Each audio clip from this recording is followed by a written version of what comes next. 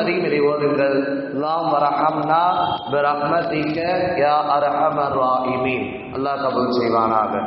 மூன்றாவது தராவி ஒருவர் தொழுதால் அதனால பெருமானா ஸல்லல்லாஹு சொல்லி தருகிறார்கள், தஹ்மீலுல் அர்ஷ மலாயிகா, அரசை சுமக்கக்கூடிய மலக்கு 8 பேர் இருக்காங்க. ரப்புடைய அரசு மக்காமா நகரம் காபத்துல்லாவுக்கு மேலாக இருக்கு. பைத்துல் மாமூர் சொல்வாங்க, அந்த பள்ளிவாசலுக்கு பேர். அந்த அரசை சுமக்கிறதுக்கு 8 பேர் மலக்கு. அந்த மலக்கெல்லாம் நம்மளை பார்த்து சொல்றாங்க, இஸ்தானஃபல் அமல், உங்கள் அமலை புதுப்பித்துக் கொள்ளுங்கள், ரொம்ப ஆர்வமா செய்யுங்க.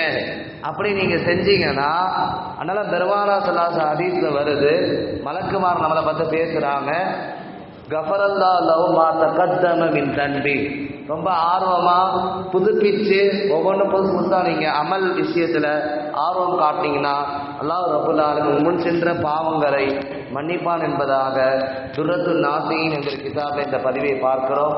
அல்லாஹ் ரப்புல் ஆலமீன் நம்மளை பாவங்கள் அத்தனையும் மன்னித்து நல்லோர்களுடைய பட்டியலே சேர்ப்பானாக. ஆமீன். பிறை 3 அன்று ஒவ்வொரு நாளுமே நம்முடைய ஆபீஸா ஓதக்கூடிய அந்த அத்தியாயங்களுக்கு ஒரு அத்தியாயம் எடுத்து விளக்கம் சொல்லுவோம். இன்றைக்கு நம்முடைய